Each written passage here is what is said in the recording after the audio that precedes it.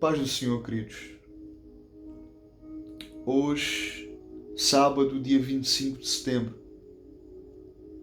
eu quero, mais uma vez, pela infinita misericórdia de Deus, a misericórdia do Senhor é a causa de nós não sermos consumidos, e no meio dessa misericórdia que veio a nós, que se renovou sobre nós, eu quero aproveitar esse dia, este momento, esta manhã, para poder mais uma vez compartilhar um texto bíblico com todos vocês. Tiago, capítulo 5, versículo 10, apresenta-nos memoriais de homens que exemplificaram em sua própria geração e para as gerações vindouras, para as gerações futuras, o que é realmente vida cristã e o peso dessa vida cristã. Tiago, capítulo 5, versículo 10, deve nos fazer refletir aquilo que é de facto a vida cristã. E nós devemos olhar para os exemplos que a Bíblia nos apresenta, para os homens e para as mulheres que a Bíblia nos apresentam como modelos daquilo que é viver uma vida para a glória de Deus, daquilo que é viver uma vida cristã, daquilo que é viver uma vida na fé e na prática. Tiago capítulo 5, versículo 10 nos diz assim: Irmãos, tomai por exemplo, ou tomai por modelo, no sofrimento e na paciência os profetas, os quais falaram em nome do Senhor. Irmãos, tomai por exemplo, tomai por modelo no sofrimento e na paciência os profetas, os quais falaram em nome do Senhor.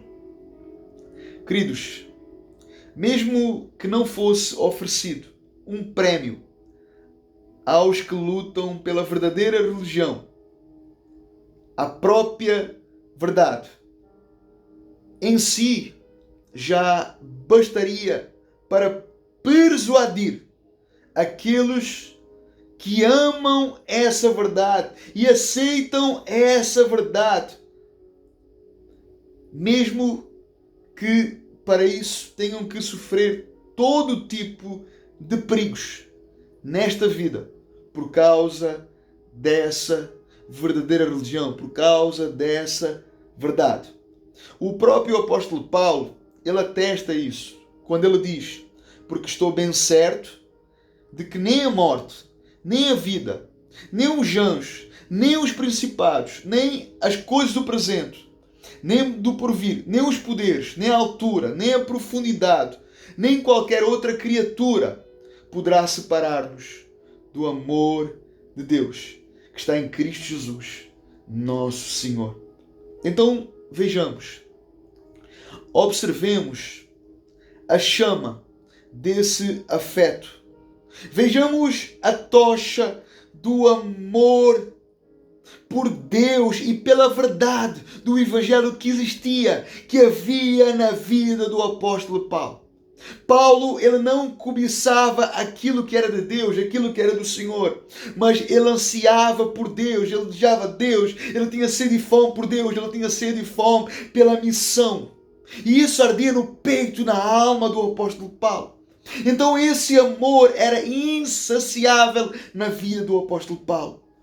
Ele se contentava em abrir mão de todas as felicidades presentes e futuras pelo sofrimento, suportando todo tipo de dor, todo tipo de afronta, todo tipo de injúria, todo tipo de humilhação, para manter essa chama e esse senso que ardia e era tão intenso na vida do apóstolo Paulo.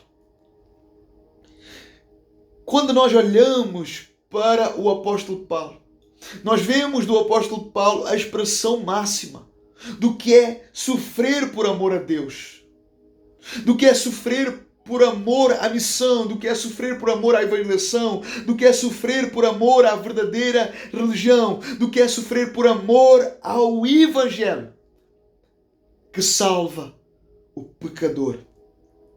E Paulo exemplificou isso em atos, em obras e em palavras. É uma vida totalmente dramática, é uma história cheia de dramas.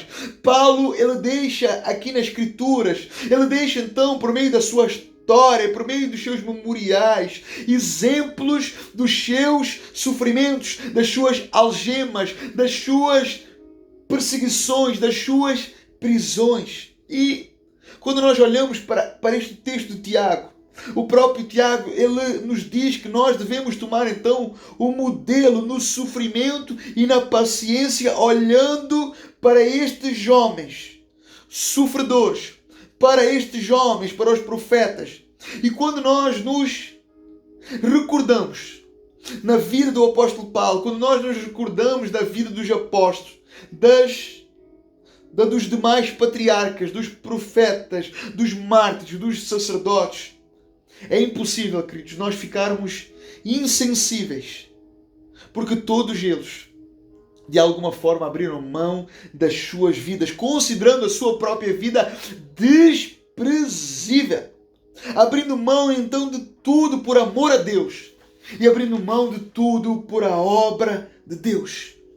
Então, será que isto não tem mais peso em nós? Será que isto não tem mais relevância em nós? Será que nós somos tão insensíveis e tão indiferentes ao verdadeiro modelo da vida cristã? Será que nós nos sentimos, de facto, envergonhados ao recordar estes homens, ao recordar a vida deles, o caráter deles, a integridade deles, o senso e a urgência da missão que ardia em seus corações e que influenciaria toda a sua vida e toda a sua trajetória, ou a trajetória deles nesta terra? Homens que a própria Bíblia diz que a terra não foi digna que eles pisassem os seus pés nesta terra. Então, nós precisamos, queridos, realmente rever o que realmente para nós é vida cristã. Nós precisamos realmente rever o que realmente quer dizer vida cristã na prática. Precisamos entender a essência do que é vida cristã, do que é viver, do que é estar e do que é manifestar fé verdadeira e uma fé prática naquilo que realmente é viver a vida cristã e do que é realmente viver e ser cristão. A carta de Atos revela-nos muita coisa a esse respeito. E eu convido a todos vocês a lerem esta carta de Atos, que é escrita por o evangelista Lucas.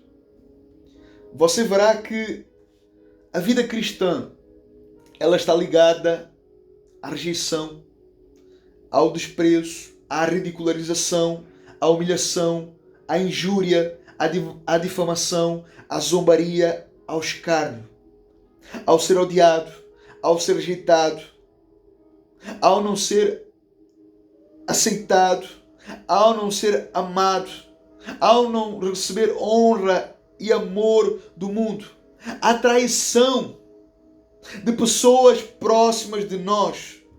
Somos tratados como repúdio por causa da verdade do Evangelho que ofende o homem e traz à luz as más obras do mundo.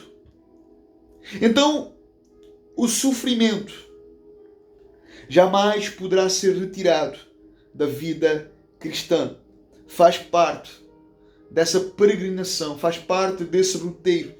E a carta de Atos apresenta-nos isso de forma muito clara. Apresenta-nos isso de forma muito clara. Mas, tanto no sofrimento, tanto na dor, tanto na perda, tanto na morte, tanto na traição. Mas ao mesmo tempo, no meio de tudo isto, de todos estes elementos que são verdades na carta de Atos, perda, dor, morte, traição, humilhação, negação, algemas, açoites, sofrimento, morte. Ao mesmo tempo, nós vemos também alegria do meio do sofrimento. Nós vemos sorrisos do meio das dificuldades e do meio da perseguição da vida, da caminhada. Nós vemos a gratidão, o senso da missão e o desenvolvimento e o desdobramento extraordinário do avanço desse reino e dessa mensagem que chegou aos confins da terra e que chegou até nós. É impossível nós apagarmos o sofrimento da vida cristã. É impossível nós apagarmos a rejeição da vida cristã. É impossível nós apagarmos todos esses dramas, todos esses elementos que fazem parte da vida cristã. Todos os homens e mulheres de Deus passaram por essas situações. Irmãos, tomai por exemplo, tomai por modelo no sofrimento e na paciência os profetas, os quais falaram em nome do Senhor. Certa vez, John Wesley, ele sempre teve uma vida difícil, sempre foi perseguido, rejeitado, ridicularizado, humilhado. E houve um momento que ele estava então no cavalo e há cerca de 2 dias que ele não era mais apedrejado, ele não era mais perseguido, não acontecia nada na sua vida. E a história nos diz que esse homem parou o seu caminho, o seu trajeto e se ajoelhou perante Deus, pedindo perdão, porque já há 2 dias que ele não era mais perseguido, não acontecia mais nenhuma desgraça. E ele perguntou a Deus se realmente ele estava fazendo alguma coisa errada aos olhos de Deus, por não acontecer nada contra ele, contra a sua fé, contra o seu credo. E a história nos diz que quando aquele homem se ajoelha e pede perdão a Deus, alguém então agora apedreja esse homem, ele leva uma pedrada na sua cabeça. E aquele homem, ele depois de ser apedrejado, ele levanta as suas mãos ao céu e glorifica o nome de Deus por estar sendo apedrejado e estar sendo perseguido por causa da sua fé, por causa do amor a Deus e do amor ao Evangelho. Então, que nós possamos refletir sobre, de facto, o que tem sido para nós a vida cristã. O que é para nós realmente a definição da vida cristã? Será que para nós essa definição da vida cristã é a mesma definição que as Escrituras nos apresentam? Pensemos nisso nesta manhã. Deus abençoe a sua vida poderosamente, em nome de Jesus.